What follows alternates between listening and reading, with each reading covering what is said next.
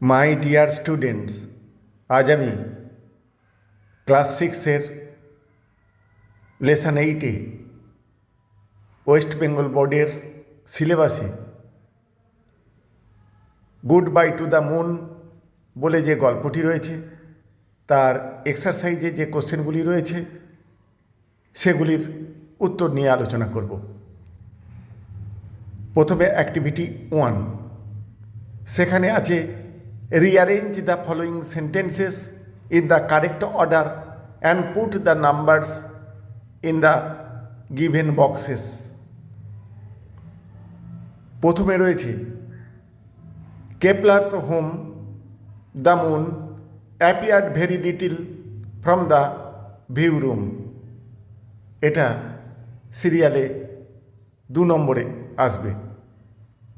তারপর Kepler Masterman was born on the moon, এটি 4 নম্বরে আসবে। He was making his first ever trip to the earth with his father, এটা সবার শেষে অর্থাৎ 6 নম্বর সিরিয়ালে আসবে। তারপর he had heard on planet earth from his mother, এটা 3 নম্বর সিরিয়ালে আসবে। আর the governor was surrounded by the media in the middle of the space station, এটা 5 নম্বর সিরিয়ালে আসবে। Kepler's father was the manager of the moon, এটা সবার প্রথমে হবে অর্থাৎ 1 নম্বর সিরিয়ালে আসবে। তাহলে 6-এরটা 1-এ আসবে, 1-এরটা 2-এ যাবে, 4-এরটা 3-এ, 2-এরটা 4-এ, 5-এরটা 5-এ, আর 3 নম্বর সিরিয়ালে যেটা আছে সেটা 6 নম্বরে যাবে। এবার আসছি অ্যাক্টিভিটি 2,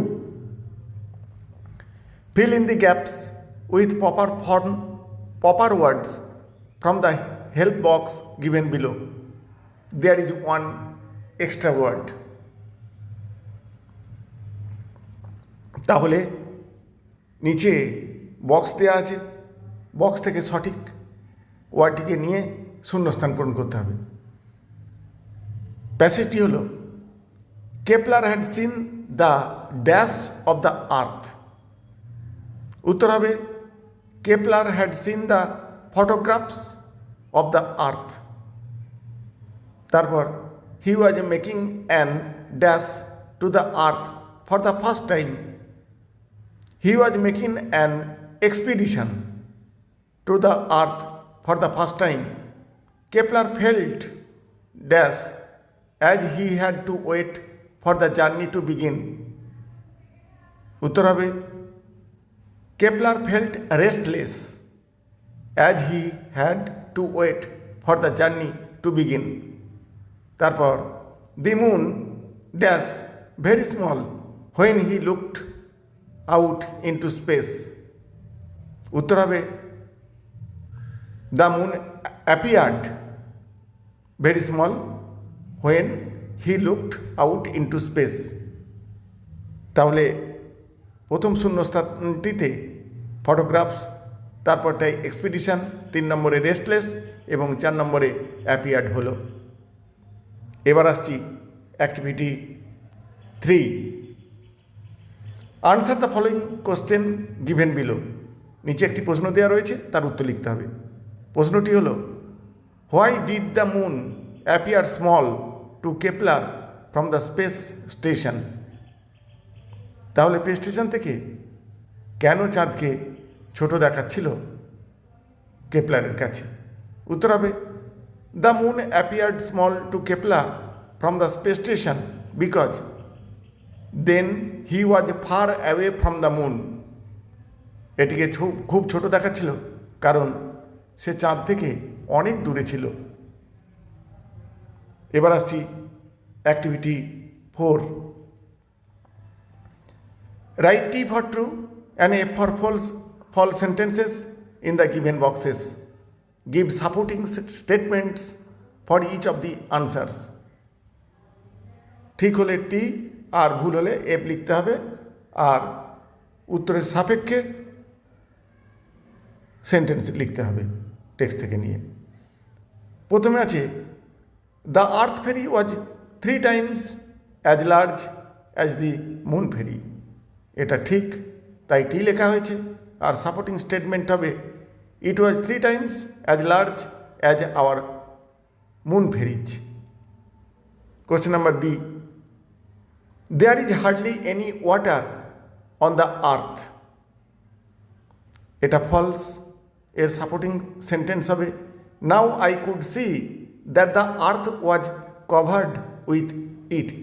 এটা হলো ওয়াটার আর কি। Question number C, on moon oxygen is more easily presented than water. এটা true. Supporting sentence on moon water was harder to gate than oxygen.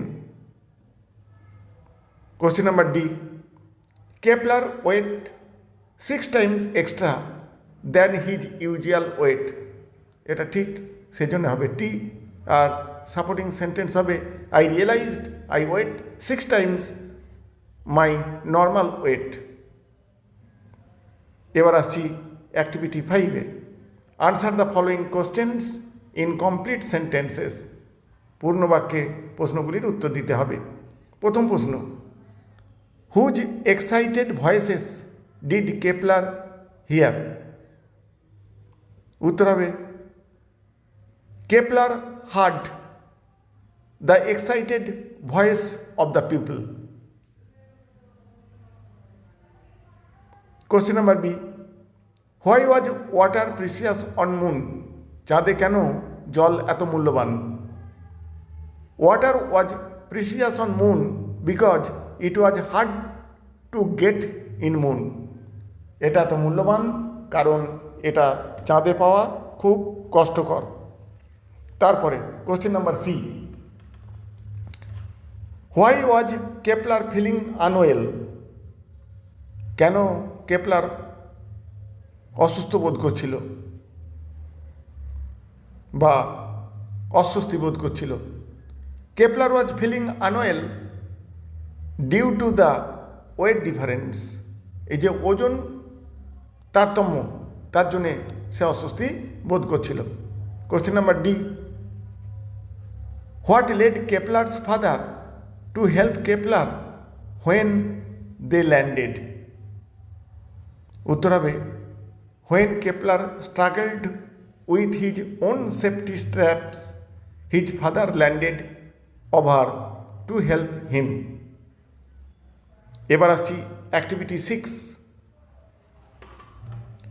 Feel in the following chart with information from the text. Cause effect আছে, cause দেয়া থাকলে effects লিখতে হবে, আর effects দেয়া থাকলে cause লিখতে হবে। এফেক্টসে আছে the governor went away after he was called. এর কজটা হবে the press and a TV were waiting for him. তারপরে এফেক্টসে আছে Kepler practised walking down the aisles. কজে হবে Kepler realised standing was tough and walking was very difficult.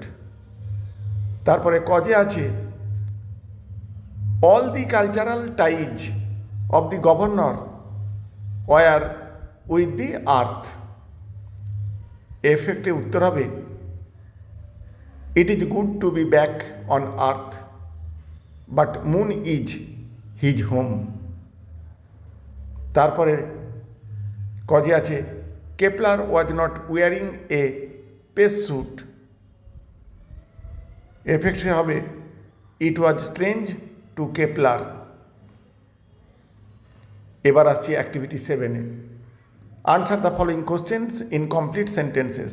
পূর্ণবাক্যে উত্তর দিতে হবে। প্রথম প্রশ্ন, who were waiting for the governor of the moon? কারা অপেক্ষা করছিল চাঁদের গভর্নরের জন্যে? The press and TV are waiting for the governor of the moon, were waiting for the governor of the moon লিখতে পারো। Question number B, how according to Kepler's father could the difference between earth and moon people be resolved? কিভাবে চাঁদ এবং পৃথিবীর মানুষের মধ্যে যে তফাৎ সেটার সমাধান করা যাবে? The difference can be settled in a friendly manner, এই তারতম্যটা দূর করা যেতে পারে বন্ধুত্বপূর্ণ আচরণে। How is Kepler's father attached to the moon, চাঁদের সঙ্গে তার বাবার যোগাযোগ কীভাবে, যোগ কীরকম? Kepler son was born in the moon, কেপলারের ছেলের জন্ম চাঁদে। হিজ ওয়াইফ ওয়াজ বিউরিয়েড দেয়ার, তার স্ত্রীকে সেখানে কবরস্থ করা হয়েছে। And his work is there, এবং তার কাজও সেখানে। Das কেপলার্স father is attached to the moon, এইভাবে তার বাবার চাঁদের সঙ্গে যোগ। পরের question, why did Kepler consider that the earth would certainly be fun? উত্তর হবে, Kepler considered that earth would certainly be fun being without a space suit. এবার আসছি activity 8A, read the following sentences. সেন্টেন্সগুলো পড়ে কোন sentence সেগুলো চার্টে লিখতে হবে। প্রথমে আছে what a lovely sight, note of exclamation, তার মানে exclamatory sentence. Shut the door আদেশ উপদেশের মধ্যে পড়ে, অতএব এটা হবে imperative sentence. May God bless you, এটা প্রার্থনা বোঝায়, optative sentence. Do not run in the sun, এটাও উপদেশ বা আদেশ, এটা imperative sentence. How stormy the night is, বিস্ময়সূচক, exclamatory sentence. May C leaves long, এটা হচ্ছে ইচ্ছা প্রকাশ করছে, অপটেটিভ সেন্টেন্স। এবার এগুলো চার্টে পূরণ করতে হবে। তাহলে প্রথমে রয়েছে কি সেন্টেন্স এখানে না, suggestion, order, comment, request, advice, মানে imperative sentence. Shut the door, এই সেন্টেন্সটা হবে ইম্পারেটিভ সেন্টেন্স। তারপর আছে সেন্টেন্সেস এক্সপ্রেসিং এ উইশ, অর্থাৎ অপটেটিভ সেন্টেন্স যেগুলি ইচ্ছা প্রকাশ করবে, ইচ্ছা বা প্রার্থনা। তাহলে may God bless you, may she live long, এই দুটো সেন্টেন্স এই পর্যায়ে পড়ে। এরপরে আছে sentences expressing a sense of surprise, strong feeling of happiness or sadness, আবেগসূচক বাক্য। এখানে এক্সক্লেমেটরি সেন্টেন্স, সেটা যে সেন্টেন্সটি আছে সেটা হলো হোয়াট এ লাভলি সাইট, আরেকটি হলো how stormy the night is. এবার আসছি 8B, how beautiful is the scene, এই সেন্টেন্সটা হবে exclamatory sentence. May God have mercy, এটা প্রার্থনা প্রকাশ করে, optative sentence. Obey your teachers, উপদেশ দেওয়া হচ্ছে, সুতরাং imperative sentence. Have a safe journey, imperative sentence. Please give me a glass of milk, অনুরোধ, imperative sentence. Alas we have lost the match, আবেগসূচক বাক্য, সুতরাং এক্সক্লেমেটরি সেন্টেন্স। এবার আসছি অ্যাক্টিভিটি 8C-তে, fill in the gaps with suitable prepositions. Preposition দিয়ে শূন্যস্থান পূরণ করতে হবে। প্রথমে হচ্ছে he ran dash the room, উত্তর হবে he ran into the room. পরেরটা the bird flew dash her head, উত্তর হবে the bird flew over her head. Question number 3, I am walking dash the station, উত্তর হবে I am walking to the station. তারপরে the cow is dash the field, উত্তর হবে the cow is in the field. এরপর activity 9A, fill in the blanks by correctly choosing words from the help box. Help box থেকে word নিয়ে শূন্যস্থান পূরণ করতে হবে। The teacher dash my problem, এখানে রিয়েলাইজড কথাটা আছে, সুতরাং উত্তর হবে the teacher realised my problem. আমার শিক্ষক আমার সমস্যাটা বুঝতে পেরেছিলেন। It was a dash sight, এখানে ম্যাগনিফিসেন্ট আছে হেল্প বক্সে, ম্যাগনিফিসেন্ট সাইট। তারপরে আছে dash vessels make most noise, empty ফাঁকা কলসি, empty vessels make most noise. তারপরে question number 4, the house looked dash to me, the house looked familiar to me, এটা আমার পরিচিত। আচ্ছা, এরপর আসছি activity 9B, make meaningful sentences of your own with the following words. নিজের যে ওয়ার্ডগুলি দেওয়া রয়েছে সেগুলিকে নিয়ে মেক সেন্টেন্স বা বাক্য রচনা করতে হবে। প্রথমে আছে রেস্টলেস, অস্থির। রেস্টলেস কথাটির অর্থ তাহলে আমরা লিখতে পারি হিয়ারিং দ্য নিউজ, খবরটি শুনে হি বিকেম রেস্টলেস, সে একটু অস্থির হয়ে পড়েছিল। তারপর excited, don't be excited in this matter, এই ব্যাপারে উত্তেজিত হও না। Precious, gold is a precious metal, সোনা একটি মূল্যবান ধাতু। Friendly, A friendly football match was held in our school yesterday, একটি বন্ধুত্বপূর্ণ ফুটবল ম্যাচ অনুষ্ঠিত হয়েছিল গতকাল আমাদের বিদ্যালয়ে। এরপর আসছি অ্যাক্টিভিটি 10A, এখানে যে প্রশ্নটি আছে রাইটিং স্কিলের মধ্যে পড়ে, সেটি হলো suppose you have met a tourist from another planet, write a paragraph in about 50 words on your knowledge. তাহলে যে পয়েন্টস দেওয়া আছে সে পয়েন্টসগুলি অবলম্বনে একটি প্যারাগ্রাফ লিখতে হবে 50টি শব্দের মধ্যে। পয়েন্টসগুলো হলো place and period of meeting the visitor, what he looked like, what he said, how he was dissimilar from your feelings. উত্তর করা হয়েছে I met a man who came from another planet yesterday, আমি একটি লোকের সঙ্গে সাক্ষাৎ করেছিলাম যে অন্য গ্রহ থেকে এসেছিল গতকাল। The man was almost similar to the man of earth, লোকটি প্রায় পৃথিবীর মানুষের মতোই দেখতে। হি সেড, সে বলেছিল that he came from the planet Mars, সে নাকি মঙ্গল গ্রহ থেকে আসছে। হি সেড, সে বলেছিল that though there are many similarities the Mars is not exactly like the earth, যে এই মঙ্গল গ্রহ অনেকটা পৃথিবীর মতো দেখতে হলেও পুরোপুরি নয় কিন্তু। He said that man can live there if water is available there, যে মানুষ সেখানে বসবাস করতে পারে যদি জল পাওয়া যায়। There is a probability to get water there, জল পাওয়ার সম্ভাবনা রয়েছে সেখানে। He expressed some wonderful things of Mars, এই মার্স নিয়ে বেশ কিছু বিস্ময়কর জিনিস বর্ণনা করেছিল।